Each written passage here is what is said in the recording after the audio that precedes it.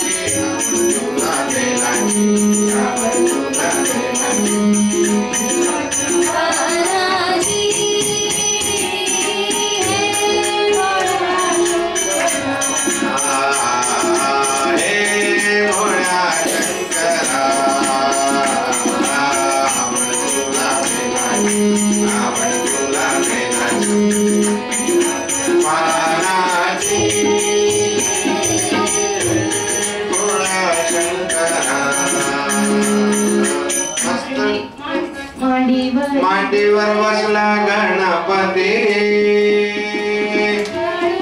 मोदक घेऊन हाती मांडीवर गणपती लाडू हाती आवड तुला बेलाची आवड तुला बेलाची बेलाच्या पानाची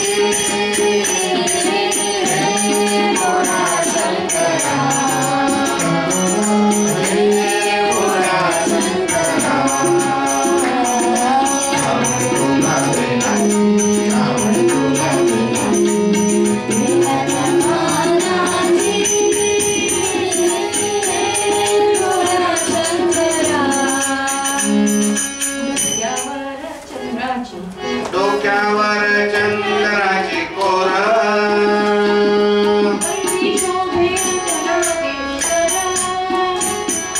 डोक्यावर चंद्राची कोर कंठी शोभे नागेश्वर नास म्हणे त्रिपुरारी नास म्हणे त्रिपुरारी हरी कृपा भक्तावरी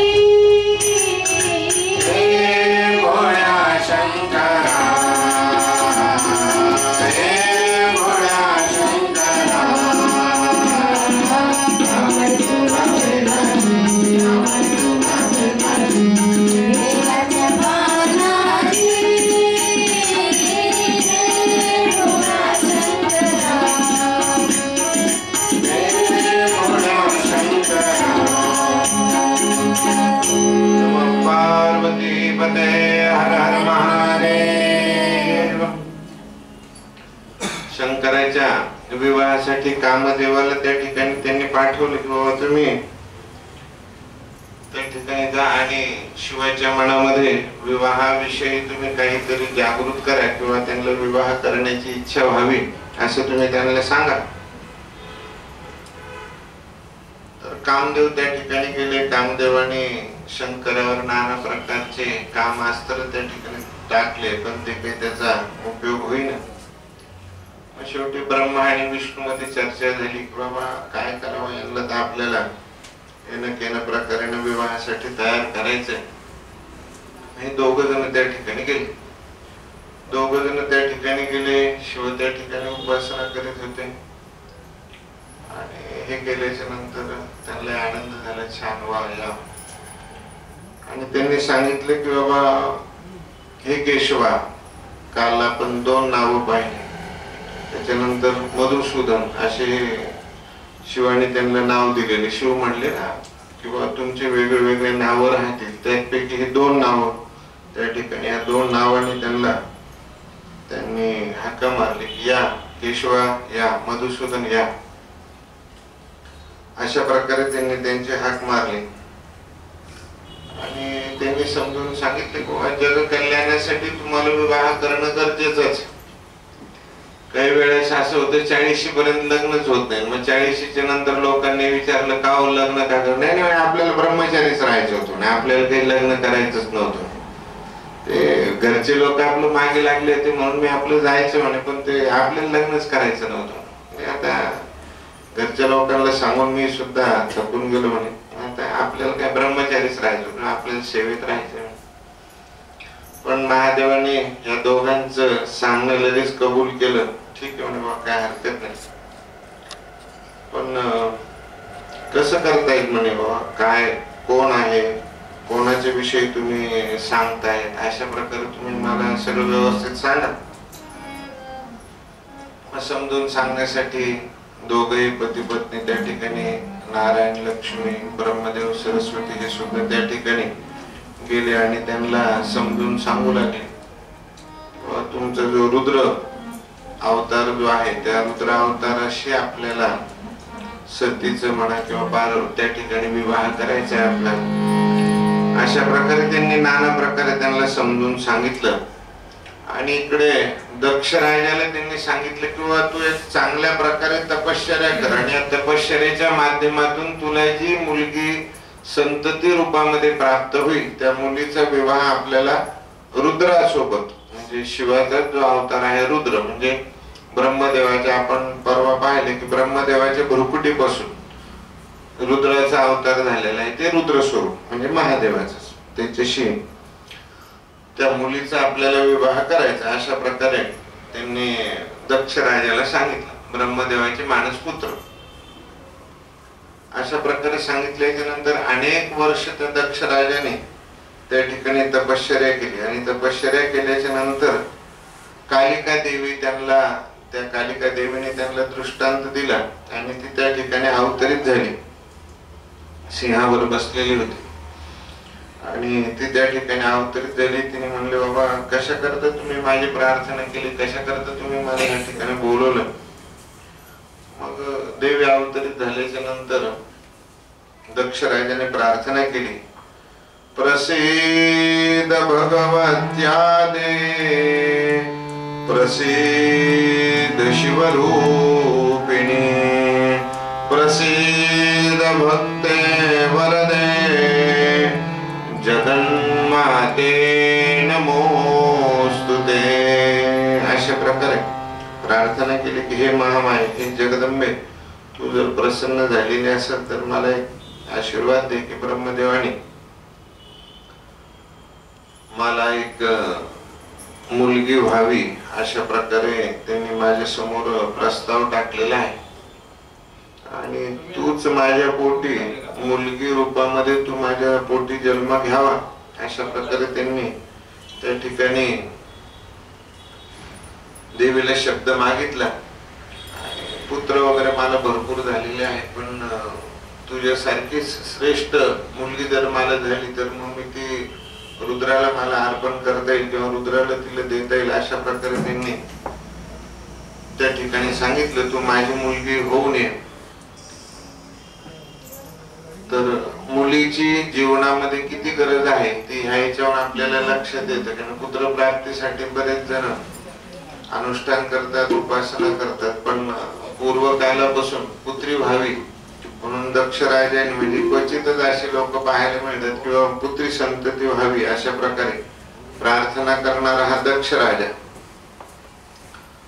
तर त्यांनी सांगितलं आणि तुझं नाव हर मोहिनी असं आपण ठेवता. म्हणजे हर म्हणजे काय, महादेव, आणि तू तुझ्या मोहिनीने म्हणजे तुझ्या सौंदर्याने रुद्राला तू तुझ्याकडे आपलंस करून घे, अशा रूपामध्ये तू त्या ठिकाणी ये. अशा प्रकारे त्यांनी सांगितलं. आणि या दोघांनी सुद्धा शिव नारायण आणि ब्रह्मदेव यांनी सुद्धा महादेवाला त्या ठिकाणी तयार केली किंवा तुम्ही विवाह निश्चित करा.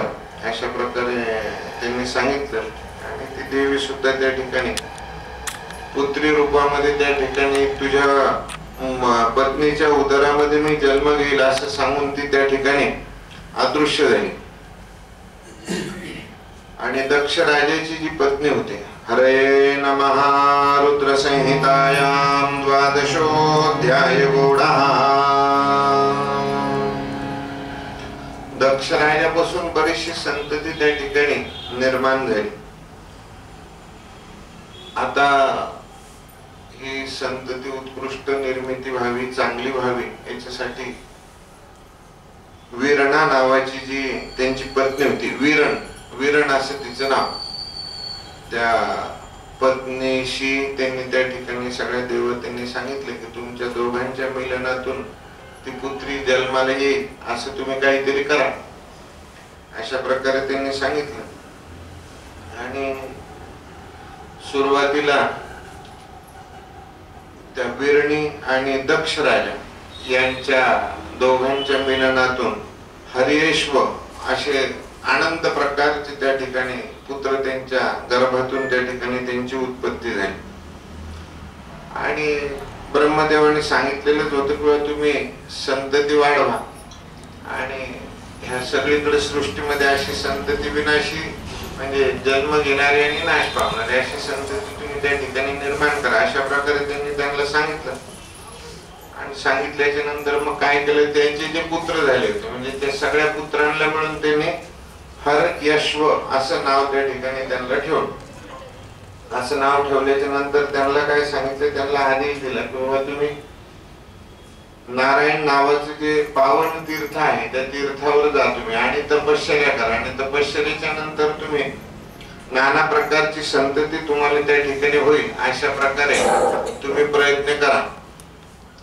अशा प्रकारे त्यांना सांगितलं. ते तपश्चर्येसाठी गेले. पण नारद मुनी त्या ठिकाणी अवतरित झाले. त्यांना वाटलं याला एवढे पोरं झाले, आता यांना एक एक दोन दोन जरी म्हणले तरी हे किती पोरं होते, सगळीकडे म्हणजे दक्ष राजाचंच राज्य राहील.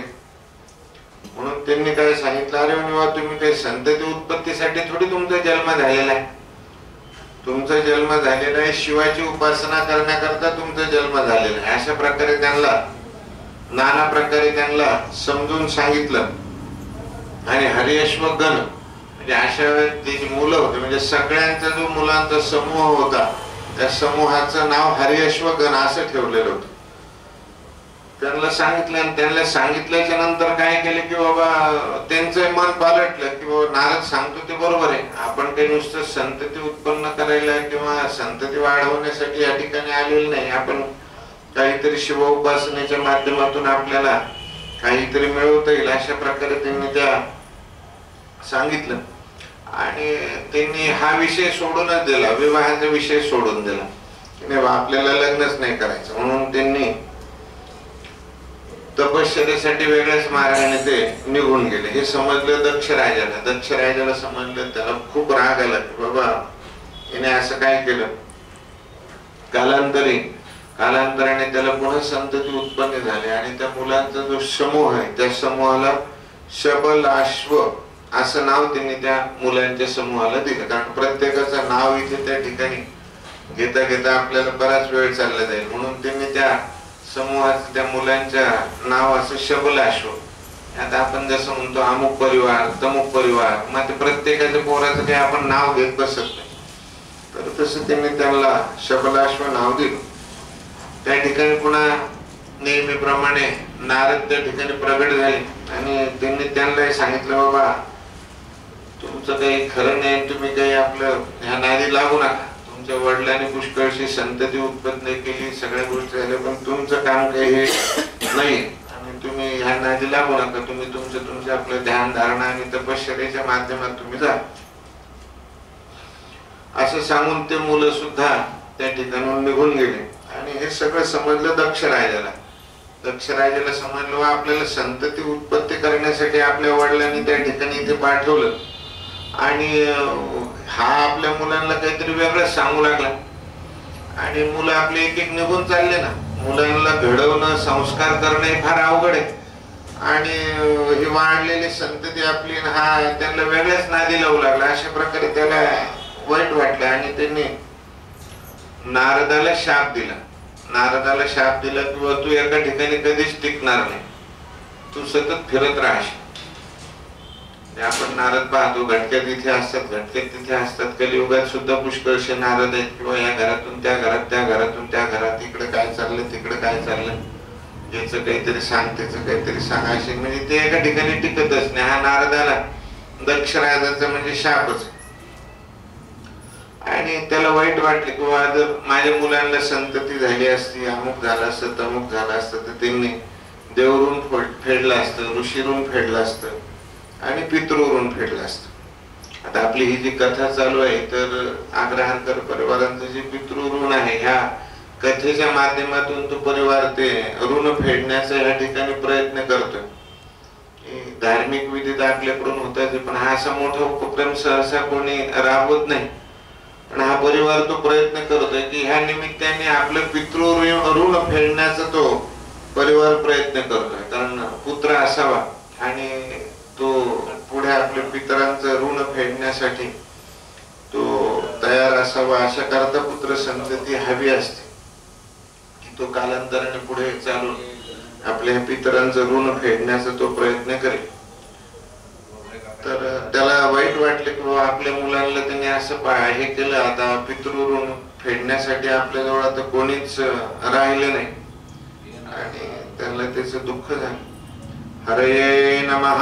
रुद्र संहितायां त्रयोदशोऽध्यायः. दक्ष राजाला राग आला, दक्ष राजाने त्याला शाप दिला आणि त्यांनी सांगितलं की बाबा त्या ठिकाणी ब्रह्मदेव अवतरित झाले, मानसपुत्र आहेत दक्ष.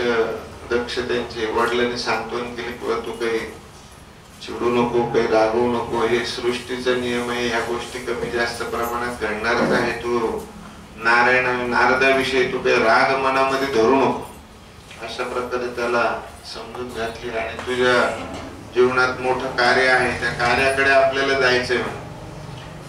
पण मुलं निघून गेल्याच्या नंतर पित्यांना जे दुःख असतं त्याचा आपण खूप विचार करू शकत नाही की खूप विचित्र ते दुःख असतं. आणि मुलं निघून गेल्यावर त्याला खूप दुःख झालं आणि त्या भावनेमध्ये ते काहीच त्यांच्या लक्षात राहीना, काहीच उमजन, अशा प्रकारची त्यांची मनस्थिती झाली. ब्रह्मदेवाने त्यांना समजून सांगितलं की तुमच्या गर्भातून सतीचा म्हणजे पार्वती स्वरूप जे आहे त्या मुलीची तुमच्या गर्भातून तुमच्या पत्नीच्या उत्पत्ती व्हायची आहे, तर तुम्ही त्याच्याकडे लक्ष द्या, तुम्ही हे सोडून द्या जे झालं ते. त्यानंतर त्यांना अनेक मुली झाल्या. त्या मुलींच्या वेगवेगळ्या ऋषींशी त्यांनी विवाह करून दिला. धर्माला त्यांनी 10 मुली दिल्या, 13 मुली कश्यप ऋषींना दिल्या आणि 27 मुली ज्या आहेत त्या चंद्रदेवतेला दिल्या. त्या आपण पाहिलंच. अंगिरा ऋषींना, कृष्वाश्वको ऋषींना त्यांनी त्यांच्या मुली दिल्या. तारक्ष नावाचा जो ऋषी होता त्याला त्यांनी मुली दिल्या. आणि काही ग्रंथांमध्ये असा उल्लेख आहे की ही सती जी आहे ही खूप सगळ्यात मोठी, काही कथांमध्ये असा उल्लेख आहे की ती मधली होती आणि काही कथांमध्ये असा उल्लेख आहे की ती सगळ्यात लहान होती. अशा प्रकारे जगदंबिकेचं त्यांनी ध्यान केलं. त्यांनी जगदंबीला सांगितलं की बाबा तू आता हे आम्ही इथपर्यंत तर करत आलो पण तू का हे करत नाही. तर अशा प्रकारे त्यांनी जगदंबिकेचं ध्यान केलं आणि जगदंबिका त्यांच्या त्या गर्भामध्ये त्या ठिकाणी मी तुझ्या पत्नीच्या गर्भामध्ये प्रवेश करील अशा प्रकारे त्यांनी त्या दक्ष राजाला त्या ठिकाणी अवतरित होऊन सांगितलं. आणि तिचा गर्भ दिवसेंदिवस वाढायला लागला आणि देवगर्भच त्या ठिकाणी होतोय म्हणल्यावर तो एक आनंद वेगळाच होता.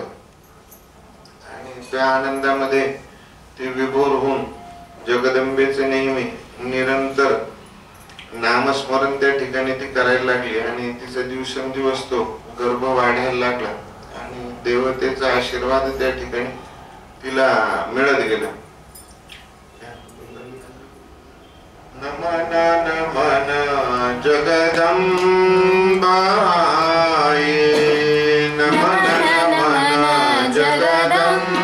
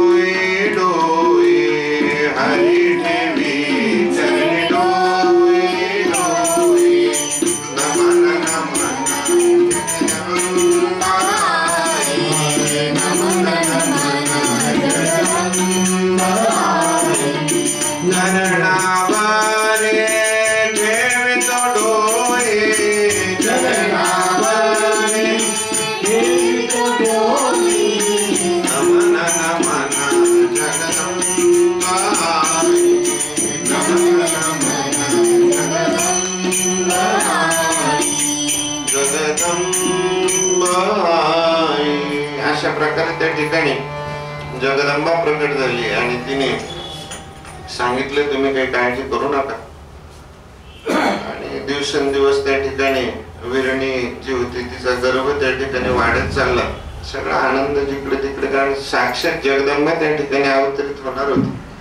पुंसवन नावाचा एक संस्कार आहे, तो संस्कार त्या ठिकाणी त्यांनी केला. त्या संस्काराच्या माध्यमातून गर्भ व्यवस्थित वाढावा, व्यवस्थित त्या गर्भाची वाढ व्हावी अशा प्रकारे तो संस्कार आहे.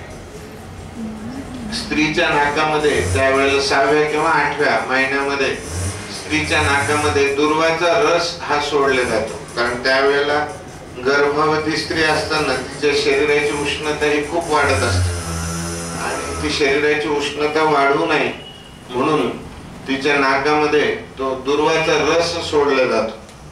आणि या दुर्वाच्या रसाच्या माध्यमातून काय होतं, तिचा गर्भ जो आहे तो शीतल राहावा, शांत राहावा आणि तिच्या शरीराची उष्णता वाढू नये म्हणून हा पुंसवन नावाचा संस्कार त्या ठिकाणी त्यांनी वीरणा जी दक्षाची पत्नी होती तिच्यावर हा संस्कार केला.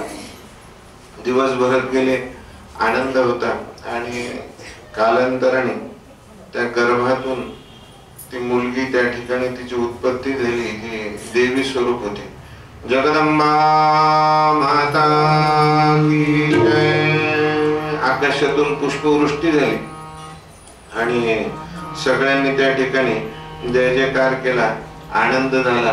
आता जन्माला मनुष्याच्या आल्याच्या नंतर त्यांना ते सगळे खेळ करणं गरजेचं आहे. बाळ रडलं नाही किंवा काही झालं नाही म्हणजे मग थोडस मनामध्ये शंका कुशंका अशा प्रकारे, तर ते सगळं पाहून ती सुद्धा रुदन करायला लागली, म्हणजे रडायला लागली. आणि बाललीला त्या ठिकाणी तिच्या सुरुवात झाल्या.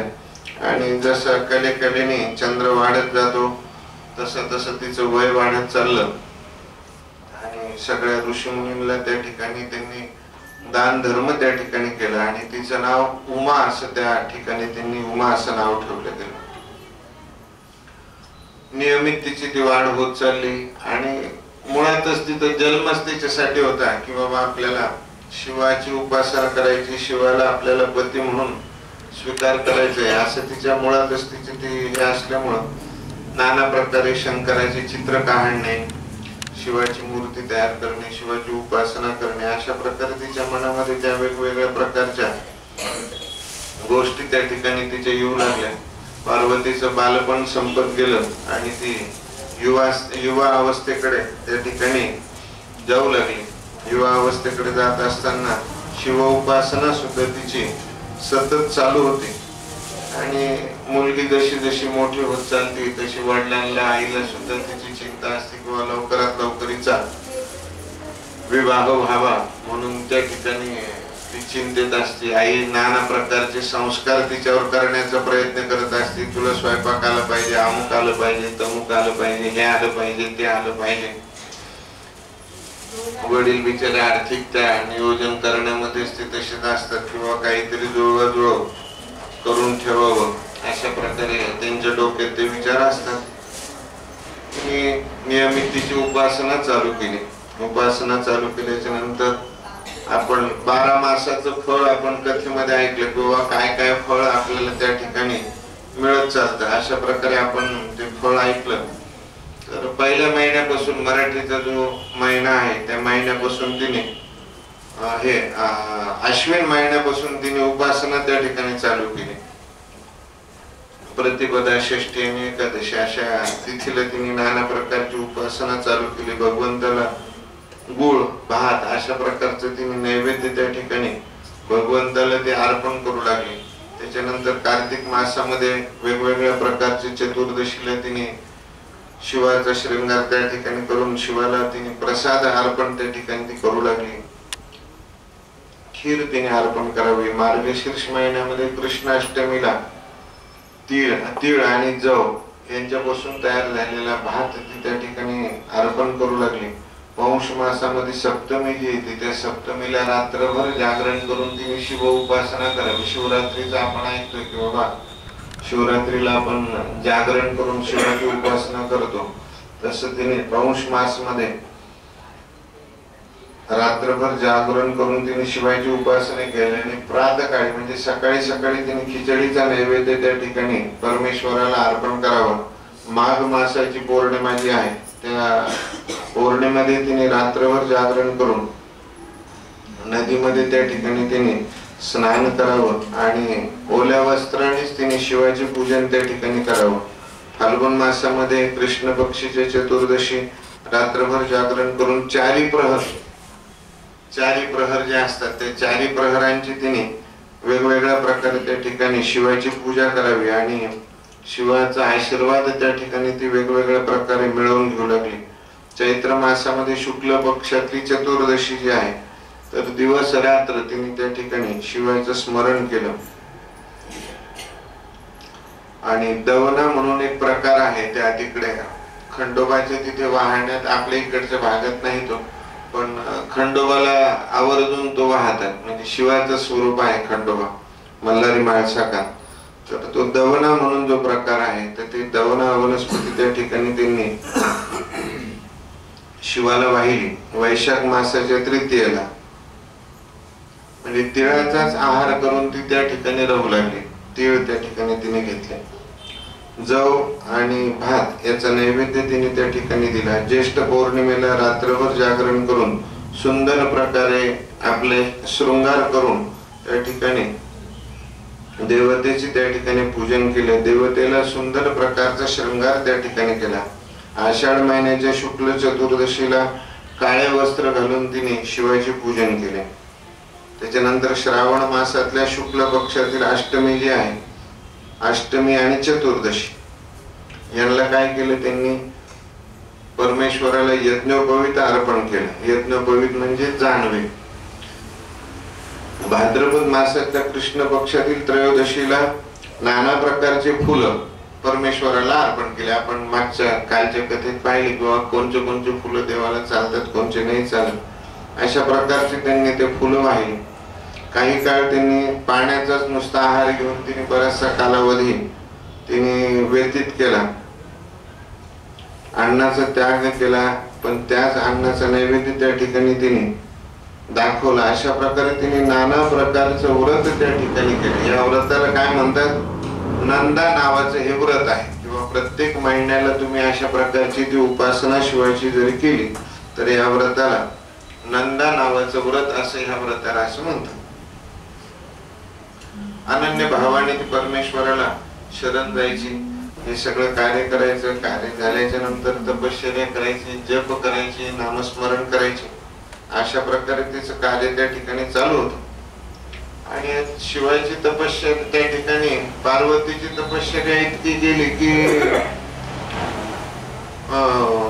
काय करावं देवतेला हे समजना. देवता आनंदित झाली किंवा चला आपल्या कार्यासाठी आपण पुढे निघत चाललो. अशा प्रकारे त्या ठिकाणी त्यांनी ते तपश्चर्या ती वाढत गेली आणि देवतेला सुद्धा आनंद झाला. एखादी गोष्ट म्हणजे काय आपण कधी पाहिलेली नसते किंवा काही एखाद्या गोष्टीविषयी जर आपल्याला उत्सुकता असली तर आपण ती गोष्ट पाहण्यासाठी त्या ठिकाणी जातो.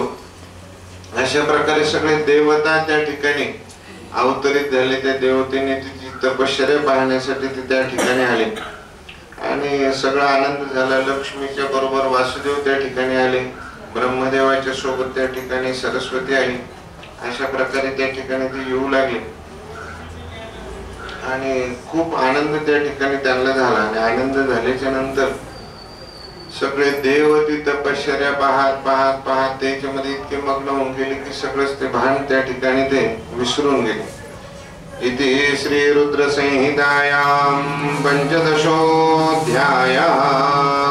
हरे नमः.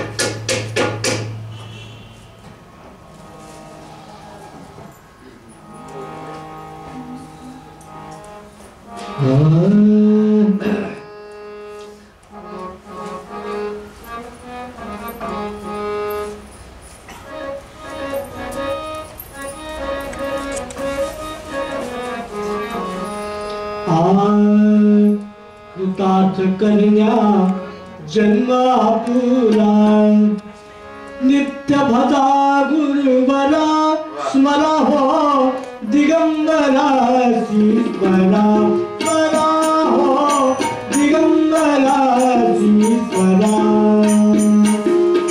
कृतार्थ करण्या जन्म आपुला कृतार्थ करण्या जन्म आपुला नित्य भला गुरुवरा स्मरा हो दिगंबरा ईश्वरा स्मरा हो दिगंबरा ईश्वरा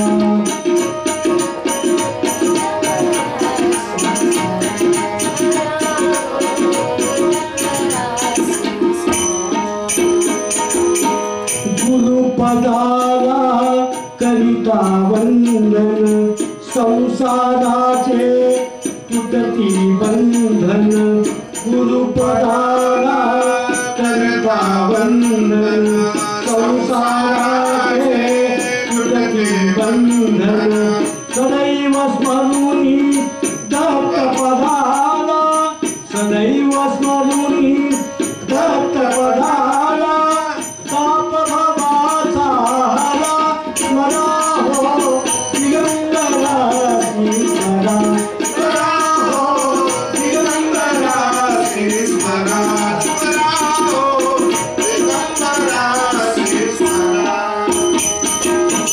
जिथे भक्तीने प्रभूचे गायन तिथे मिळाले अत्रिनंदन जिथे भक्तीने प्रभूचे गायन तिथे मिळाले अत्रिनंदन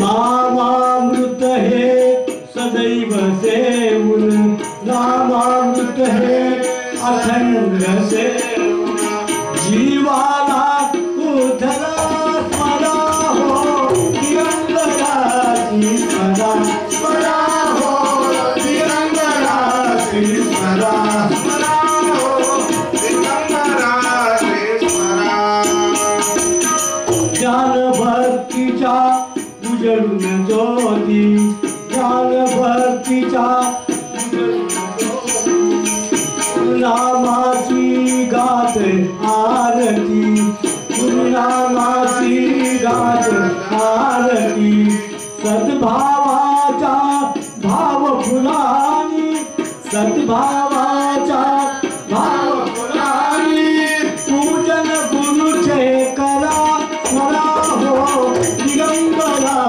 ईश्वरा स्मरा हो दिगंबरा ईश्वरा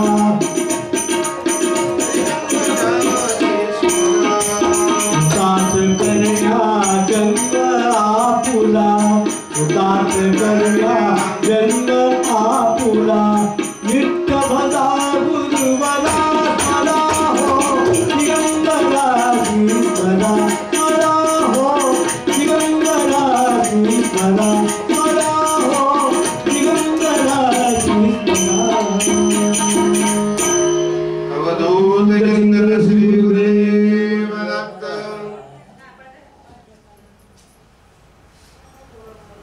अशा प्रकारे त्या ठिकाणी नंदा नावाचं व्रत त्या ठिकाणी तिने चालू ठेवलं आणि नंदा नावाच्या व्रतामुळं त्या ठिकाणी सगळे देवता त्या ठिकाणी तिची तपश्चर्या पाहण्यात आली आणि सगळे देव त्या ठिकाणी मग पुन्हा शिवाजवळ गेले आणि शिवाला प्रार्थना करू लागले अनुरोध करू लागले की बाबा तुम्ही विवाहासाठी तयार व्हा आणि विवाहासाठी तुम्ही जर तयार झाले तर तुमच्या मुलांच्या हातून तुमच्या पत्नीच्या हातून पुष्कळशा राक्षसांचा विनाश आपल्याला करता येईल अशा प्रकारे त्यांनी सांगितलं आणि हळूहळू त्या ठिकाणी ते तयार व्हायला लागले की बाबा ठीक आहे काय हरकत नाही आणि तुमचा प्रस्ताव मला सगळ्यांना मला मान्य आहे अशा प्रकारे त्यांनी ती विनंती मान्य केली तुम्ही रुद्र रूपात माझ्या भ्रुकुटीमधून तुम्ही जन्म घेतलेला आहात, त्याच्यामुळे तुम्ही माझे पुत्र सुद्धा आहात, त्याच्यामुळे तुम्हाला माझं ऐकणं गरजेचंच असं त्या ठिकाणी ते त्यांना सांगू लागले. नाना प्रकारे त्यांना समजून सांगण्याचा प्रयत्न केला किंवा ठीक आहे, पण तुम्ही कोणची स्त्री आहे माझ्याशी विवाह करायला, काय आहे? तर त्यांनी सांगितलं तुम्हीच आधी सांगितलेले म्हणे, तुम्ही पुन्हा काय प्रश्न मला विचारता? तुम्ही सांगितलेले कालिका जे स्वरूप जे आहे त्या स्वरूपासोबत माझं मी लग्न करीन. ज्यावेळेला तुम्ही मला ब्रह्मदेव म्हणाले मला सरस्वतीला तुम्ही माझ्याकडे सोपवलं, लक्ष्मीला नारायणाकडे सोपवलं आणि त्यानंतर तुम्ही पुन्हा हाच काय प्रश्न मला विचारताय? अशा प्रकारे त्यांच्या दोघांचे बोलणं चालू असताना त्यांनी समजून सांगितलं. शिव सुद्धा स्मित हास्य करून त्या ठिकाणी विवाहासाठी तयारी त्यांनी दर्शवली. यो निवृत्ते सुमार्गस्थ स्वात्मा रामो निरंजनः अवधूत नुर्ज्ञानी स्वद्रष्ट्रा कामवर्जितः अविकारी भोगी च सदा शुचिरमङ्गलः तस्य प्रयोजनं लोके किमिन्या किं वदाधुना. अशा प्रकारे त्यांनी प्रार्थना केली. मग प्रत्येकाच्या अटी असतात किंवा मला लग्न करायचं, पण काहीतरी अटी प्रत्येकाच्या असतात. हे असं आहे का, ते तसं आहे का, मग मुलाकडे पाहायला गेल्यावर त्याचं घर आहे का, त्याचं दार आहे का, अमुक अमुक गाडी आहे का, तमुक तमुक तसं आहे का, ह्या सगळ्या गोष्टींची चौकशी करण्यामध्ये बराच वेळ जातो. मग मुलाच्याही काही अटी असतात, मुलीच्याही काही अटी असतात. तशा प्रकारे त्यांनी शिवाने सुद्धा पुष्कळशा अटी त्या ठिकाणी ठेवल्या किंवा माझं जे तेज आहे हे सहन करणारी कोणची स्त्री आहे किंवा कोणची मुलगी आहे ती माझं तेज सहन करू शकते आणि तिने इच्छारूप तिला नाना प्रकारचं स्वरूप त्या ठिकाणी धारण करता यावं अशी स्त्री मला पाहिजे. मी योगात आहे मग ती योगिनीच पाहिजे. म्हणजे मी ध्यानसक्त झालेलो आहे, तिने सुद्धा ध्यान धारणाच करावी. ज्या वेळेला मला काम इच्छेची इच्छा होईल त्यावेळेला सुद्धा तिची पण तशीच इच्छा झाली पाहिजे. अशा प्रकारे ते नाना प्रकारचे प्रस्ताव त्यांच्या ठिकाणी ठेवू लागले.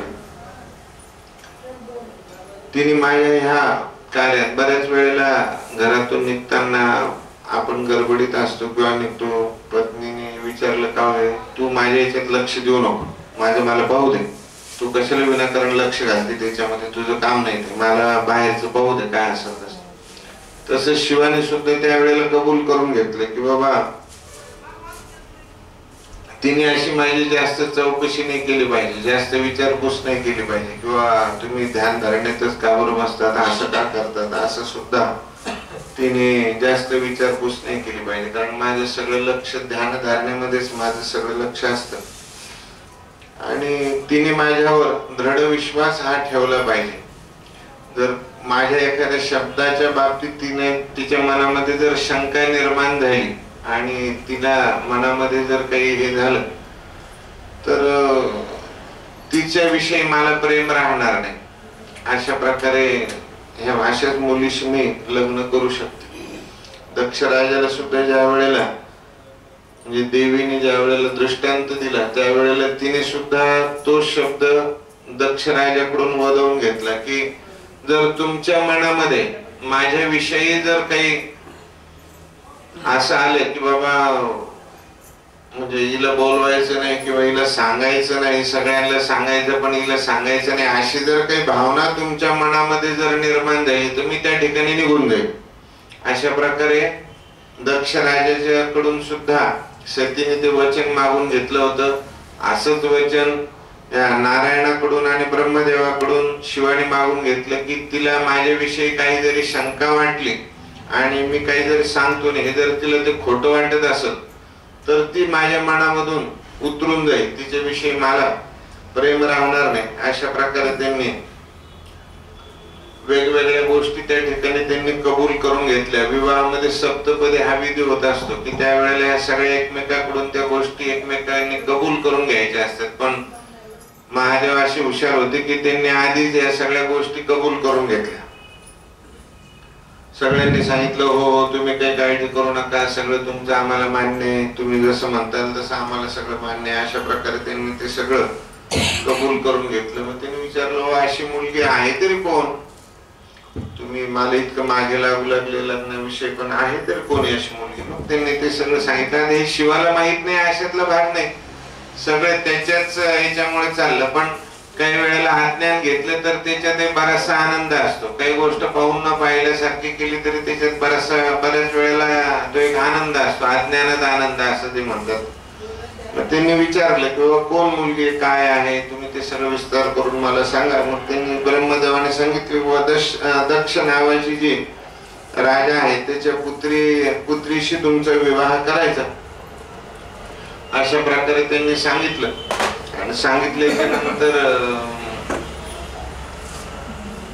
त्यांनी विचार केला ठीक आहे बाबा काही हरकत नाही. आणि ती आता एक प्रकारचं विशिष्ट व्रत तिचं चालू आहे आणि त्या व्रताच्या माध्यमातून ती निश्चितच तुम्हाला प्रसन्न करून घेईल असंही त्यांनी तिला सांगितलं.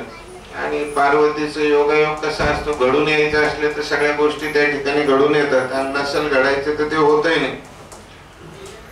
मग त्या ठिकाणी पार्वतीची तपश्चर्या पूर्ण व्हायला लागली आणि शिवाने त्या ठिकाणी अवतरित झाले. आणि शिव त्या ठिकाणी अवतरित झाल्याच्या नंतर त्यांनी तिला आशीर्वाद दिला. आशीर्वाद दिल्याच्या नंतर काय पाहिजे काय नाही सांग म्हणे. काही वेळेला असं होतं एखादं कोणाला पाहिलं की माणूस त्याच्या मागेच गुरफटत जात, तसंच शिवाचं झालं. शिवाने पार्वतीला पाहिलं आणि तिलाही काय मागावं हे समजना.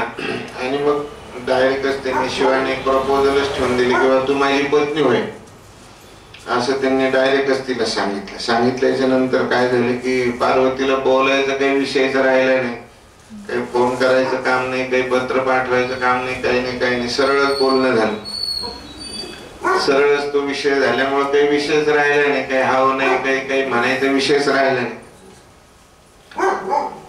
तर आनंद झाला. त्या ठिकाणी भगवंतांनी तिला सांगितलं. भगवंत तिच्या देहामध्ये त्यांनी सूक्ष्म रूपामध्ये त्या ठिकाणी प्रवेश केला आणि आनंदित झाली. सती आपल्या घराकडे आली. घरी आल्याच्या नंतर इतकं तिला आनंद झाला की ती आई बाबांना काहीच सांगायला तयार नाही किंवा ते मनात इतका आनंद झाला की ती काही सांगू शकू नाही लागली. मग तिच्या ज्या सखी होत्या मैत्रिणी, त्या मैत्रिणीने काय केलं की सगळं घडलेला वृत्तांत त्या ठिकाणी दक्ष राजाला आणि वीरणा जी तिची आई आहे त्यांना सगळ्यांना तो वृत्तांत त्या ठिकाणी सांगितला.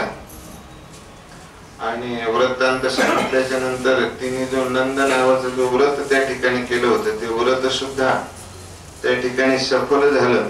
आणि सगळीकडे जिकडे तिकडे आनंद, काय करावं काय नाही अशा प्रकारे त्या गोष्टी त्या ठिकाणी चालल्या. आणि पार्वतीने आई वडिलांना नमस्कार केला. चांगलं काम असो, तुम्हाला मनामध्ये कधी शंका असो कुशंका असो, आपण आपले जे ज्येष्ठ असतात त्यांचं मार्गदर्शन तुम्ही अवश्य घ्या. चांगलं जरी काम झालं तर खूप त्या कामामध्ये तुम्ही इतकं वाहून जाऊ नका की तुम्हाला कोणाचीच आठवण राहणार नाही, असंही तुम्ही करू नका. आनंद असो दुःख असो सगळ्यांना आपल्या घरातल्या ज्येष्ठ व्यक्तींना त्या सगळ्या गोष्टी सांगा. काही गोष्टी अशा असतात की त्याच्यातून सहज मार्ग आपल्याला निघून जातो. नाही तर बऱ्याच वेळेस हे काय करणार, यांना काय माहिती, यांच्या वेळेस असं काही होतं का. पण कुठेतरी बोललेलं असतं ते माध्यमातून कुठेतरी आपल्याला सहज मार्ग निघून जातो.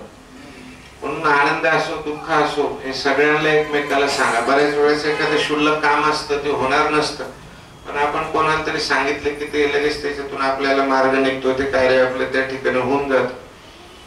सतीला खूप आनंद झाला. त्या आनंदाच्या भरामध्ये तिने आपल्या आई वडिलांना वंदन केलं, नमस्कार केला आणि खूप आनंदाच्या याच्यामध्ये ती आपल्या आपल्या ग्रहामध्ये त्या ठिकाणी निघून गेली. आता दक्ष राजाला प्रश्न पडला की बाबा हे तर सगळं झालंय पण आता आपण जायचं कसं, महादेवाकडे जायचं कसं. हिने तर आपल्या मुलीने हे सगळं ठरवलं, ठरवून आली, लग्न सुद्धा ठरवून आली, सगळं झालं, पण आता आपण महादेवाकडे जायचं कसं. आणि त्या ठिकाणी ते असं विचार करत असताना त्या ठिकाणी ब्रह्मदेव अवतरित झाले. आणि ब्रह्मदेव त्या ठिकाणी आल्याच्या नंतर त्यांनी सांगितले की बाबा असा असा प्रकार आहे आणि महादेवाचा विवाह आपल्याला तुझ्या मुलीशी सतीशी करायचा, अशा प्रकारे त्यांनी त्या ठिकाणी सगळं सांगितलं. आणि तिकडे काय विचारतात, तिकडे महादेवाचे सुद्धा मन चलबिचल, बाबा काय होतं काय नाही, काय होतं काय नाही, अशा प्रकारे महादेवाचं मन सुद्धा त्या सतीकडे लागलं.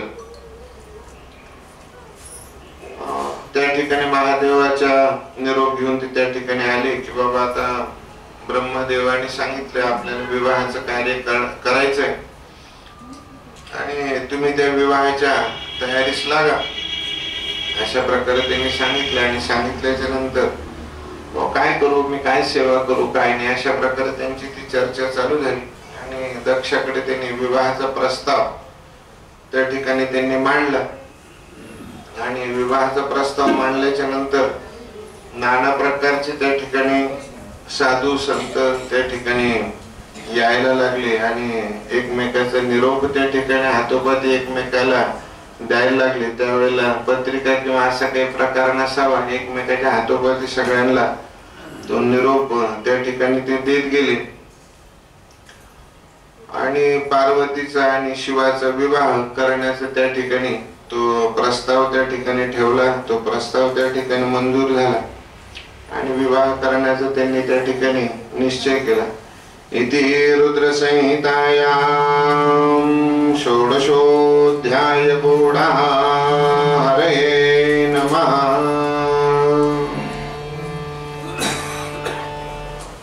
निमंत्रण पाठवत गेले, सगळीकडे निमंत्रण पाठवलं. आणि ब्रह्मदेव पुन्हा सांगायला गेले की महाराज तुम्ही काही इतकी चलबिचल होऊ नका, विवाह कार्य करायचंच आहे, पण तुम्ही थोडासा धीर धरा, अशा प्रकारे त्यांनी शिवास सांगितलं. आणि शिवाला सांगितलं, शिवाला वृषभ ध्वज म्हणजे वृषभ म्हणजे नंदीवर बसलेला आहे त्याच्यामुळे त्याचं नाव वृषभ. आणि ध्वज म्हणजे शिवाचं जे ध्वज आहे किंवा झेंडा आहे त्या झेंड्यावर वृषभाचं चिन्ह आहे. प्रत्येक देवतेचं ज्याचं त्याचं हे आहे की त्याचं ते वाहन आहे, त्याचं चिन्ह त्या ध्वजावर त्या ठिकाणी आलं. गणपतीच्या याच्यावर मूषकाचं आहे, अशा प्रकारे देवीचं जे आहे त्याच्यावर वाघाचं चिन्ह आहे. तर यज्ञ याग किंवा मोठी विधी ज्या वेळेला होतात त्या विधीच्या वेळेला ह्या सगळ्या गोष्टी त्या ठिकाणी केल्या जातात. मग अशा प्रकारचं ध्वज आणि वृषभावर बसून त्या ठिकाणी शिवांना त्या ठिकाणी निघण्याचं त्यांनी सांगितलं. दक्ष राजाच्या मार्फत त्या ठिकाणी निरोप दिला. त्यावेळेला सुद्धा मुहूर्त ह्या गोष्टी सगळ्या पाहिल्या जात होत्या. हे देवाचं जरी लग्न आहे तर उगाचच चालले बाबा देवाचं लग्न त्याला काय करायचं मुहूर्त वगैरे, पण सगळ्यांना संतुष्ट करत करत करत पुढे चालायचं ते कार्य. हे प्रत्येकाला संतुष्ट करायचं, प्रत्येकाला काही ना काहीतरी द्यायचं आणि पुढे चालायचं. म्हणजे लग्नामध्ये गोंधळ होत नाही. नाही तर मग अमुक झालं तमुक नाही झालं, याला कपडेच घेतले त्याला नाही घेतले, अशा प्रकारचे वाद त्या ठिकाणी पुढे उभे राहतात. असंच राहिलं तसंच राहिलं तर त्याच्याकरता सगळ्यांना संतुष्ट करत सगळ्यांना सांगत सांगत सांगत सगळेजण चला बाबा आता कसं काय करायचंय, आपल्याला निघायचंय, आपल्याला चालायचंय, अशा प्रकारे शुभ मुहूर्तावर त्या ठिकाणी शिव त्या ठिकाणून निघाल्याच्या नंतर मग त्यांनी काय सांगितलं ब्रह्मदेवाला, ब्रह्मदेवाच्या आधी तुमची जे मुलं आहेत तुम्ही त्यांना सोबत घ्या, आपले जे पार्षद आहे, कारण वराडी दिसले पाहिजे ना, नाही तर मग हा एकटाच म्हणजे याचं काही खरं दिसत नाही बाबा, हा एकटाच कस काय आला म्हणजे याला काही कोणी मागे पुढे विचारणार दिसत नाही, आपल्या पोरीचं काही खरं नाही, म्हणून त्या एक दोन बसा जीपा ट्रका आपल्याला त्या दिसल्या पाहिजे ना भरलेल्या. तर मग मरीचे नावाचे जे त्याचे ब्रह्मदेवाचे पुत्र होते त्यांना सुद्धा सोबत घेतलं, पार्षद होते त्यांना सुद्धा त्यांनी सोबत घेतलं, शिवभक्त सुद्धा त्या ठिकाणी, आणि शिवाला सुद्धा सांगितलं तुझे जेवढे भक्त असतील त्यांना घेऊन चाल बाबा, आपल्याकडून खूप लोक आहेत असं आपल्याला त्या ठिकाणी दिसलं पाहिजे. अशा प्रकारे प्रत्येकाला सांगत सांगत त्या ठिकाणी ते निघाले. आणि निघाल्याच्या नंतर त्यांनी मुहूर्त कोणचं पाहिलं, चैत्र मास, चैत्र मास शुक्ल पक्षी त्रयोदशी रविवार पूर्वा फाल्गुना नक्षत्र त्या दिवशी होतं आणि ब्रह्मा विष्णू आणि समस्त देवता हे सगळे मिळून त्या ठिकाणी विवाहाच्या मार्गाने त्या ठिकाणी निघत गेले आणि त्या विवाहाच्या मार्गाने ते त्या ठिकाणी निघाले. आणि पूर्वी काय आपल्यासारखं गाड्या किंवा बस अशा नव्हता किंवा रात्री निघाले सकाळी तिथे पोहोचले तर बराचसा कालावधी त्या ठिकाणी त्या पोहोचण्यासाठी लागत होता. म्हणून सगळे जण गण त्या ठिकाणी घेतले, व्याघ्र घेतले, सर्प घेतले, अशा प्रकारचे त्यांचे जे आयुध आहेत त्यांचे जे उपयोगाचे आहेत ते सगळे जण त्या ठिकाणी घेतले. आणि शिव महाराज त्या ठिकाणी नंदीवर आरूढ झाले आणि नंदीवर आरूढ त्या ठिकाणी निघाले. निघता निघता निघता त्या ठिकाणी ते दक्ष राजाच्या द्वाराजवळ येऊन थांबले. जसं आपल्या स्वागत करण्यासाठी आपण थांबतो किंवा कोणाला थांबवतो, पण विशिष्ट जर पाहुणे येणार असले तर मग आपण त्या ठिकाणी आपणच थांबतो. तसं महादेव येणार आहे म्हणून दक्ष राजा स्वतः त्या ठिकाणी हजर राहिले आणि त्यांनी सगळ्यांचं स्वागत केलं. विधीपूर्वक त्यांचं पूजन केलं. पूजन केल्याच्या नंतर देवता त्या ठिकाणी आनंदित झाले आणि त्यांचे मानसपुत्र मरीचादी त्या ठिकाणी ते सगळे त्या ठिकाणी उपस्थित झाले आणि हळूहळू विवाह कार्याची त्या ठिकाणी सुरुवात करण्यात आली. आणि विशिष्ट ग्रहांचं बल आणि सगळ्या गोष्टी पाहून त्यांनी विवाह कार्यासाठी त्या ठिकाणी आरंभ केला आणि विवाहाची तयारी त्या ठिकाणी सुरुवात केली. इति श्री रुद्र संहितायाम अष्टदशोऽध्यायः.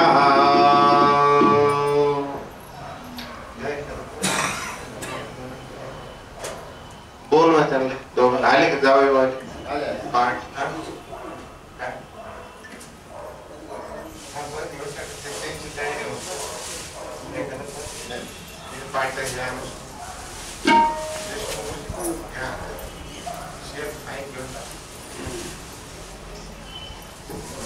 एक पद होत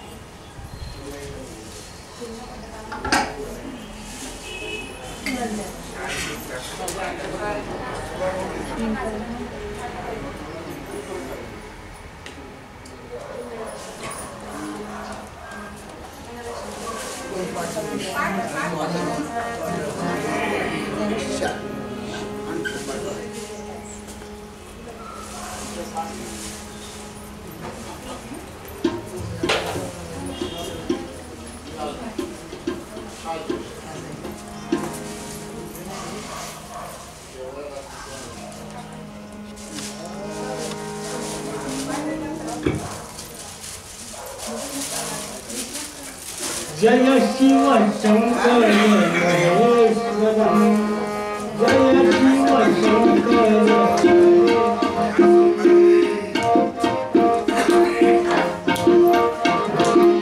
जय शिव शंकर महेश्वरम जय शंभु दिगंबर भूतेश्वरम जय शंभु दिगंबर भूतेश्वरम जय जय शिव शंकर महेश्वरम जय शिव शंकर महेश्वरम जय शंभु दिगंबर भूतेश्वरम जय शंभु दिगंबर भूतेश्वरम जय शिव शंकर महेश्वरम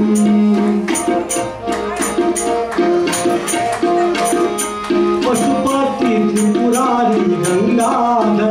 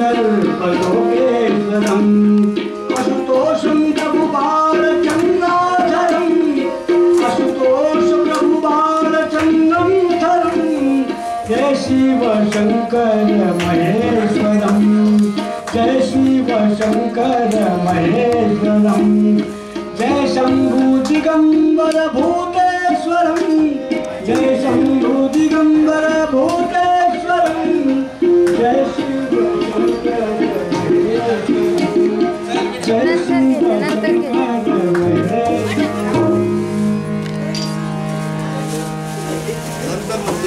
हा होऊन जाऊ नंतर सुरू झाला ना अक्षता द्या सगळ्यांना. अक्षत देऊन टाक. अक्षता दिल्या का सगळ्यांना नाही, नंतर लग्न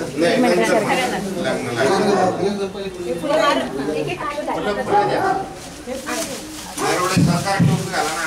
एक हात तुम्ही धरा, टोपीची तर होती बघा काय? देशी घ्या टोपी. जास्त घेऊन घ्या आणि एकदम द्या. त्यांचे कपडे गंध लावून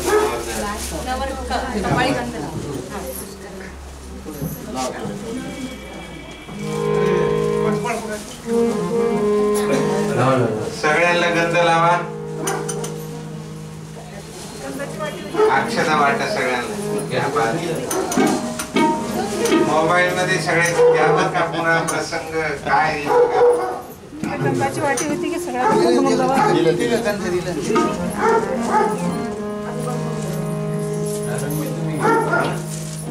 रेकॉर्ड करत शूटिंग चालू आहे फोटो पण काढले त्याच्याच मुळे पुढे आले शिव पार्वती चिंतन सावधान प्रारंभे विनते करो गणपते विद्या दया सागरा ज्ञान त्वहरो निबोधि मदिरे आराध्य मोरेश्वरा चिंता क्लेश दारिद्र्य दुःखावघे देशांतरा पाठवे रंभा गणनायका गजमुखा भक्ता बहु तोषवे शिव पार्वती चिंतन सावधान सावधान अस्य जगरे समस्यात् काञ्चनं सिन्धुपात्रे सुरतरवर्षा कालेखने पात्रमूर्वे लिखिले ग्रहीतवान् शारदा सर्वकाला तरपि तव गुणानाम् ईशपारान्यदाति शिव पार्वती चिन्तना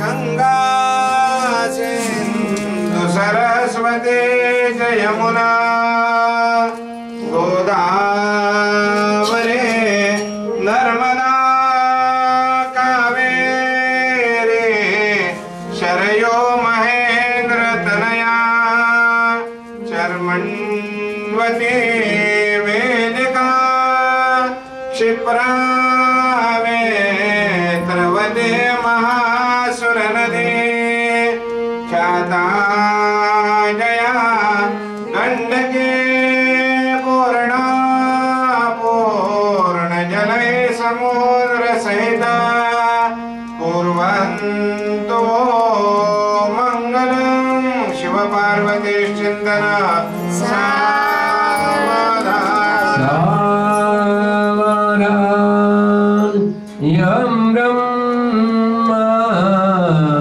वरुणेन्द्र रुद्रमरुता सोऽनुवन्तरे वेसवै वेदैः सा गपराक्रमोपनिषद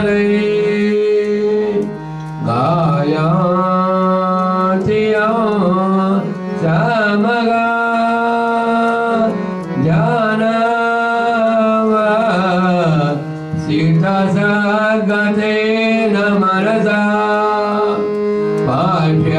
पाठ्यांत्रिया योगिनो यस्यांता नविलो सुरगणा देवायता स्मै नमः शिव पार्वती चिंतना कुलदेवताश्चिंतना ग्रामदेवताश्चिंतना वराडी सावचित्त ब्रह्मा मुरारे श्रीपुरांतकारी भानोषजे भूमि सुतो बुधाश्च गुरुश शुक्र शनि राहु केतु सर्वे ग्रहा शांतिकरा वरदा भवन्तु शिव पार्वती चिंतना तदेव नगनो सुजनंद देव ताराबलं चंद्रबलं तदेव विद्याबलं देवबलं तदेव लक्ष्मीपदे ते मनसा स्मरामि शिव पार्वती चिंतना अंतरपट सावचित्त आदर्त्री सावचित्त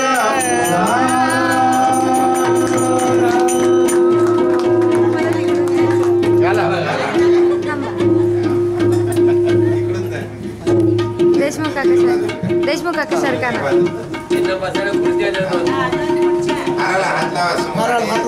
हा माझ्याकडे बघा फोटोवाल्याकडे बघून स्माईल करा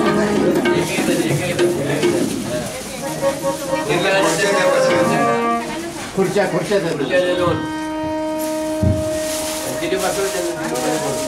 आहेर स्वीकारला जाणार नाही बरं.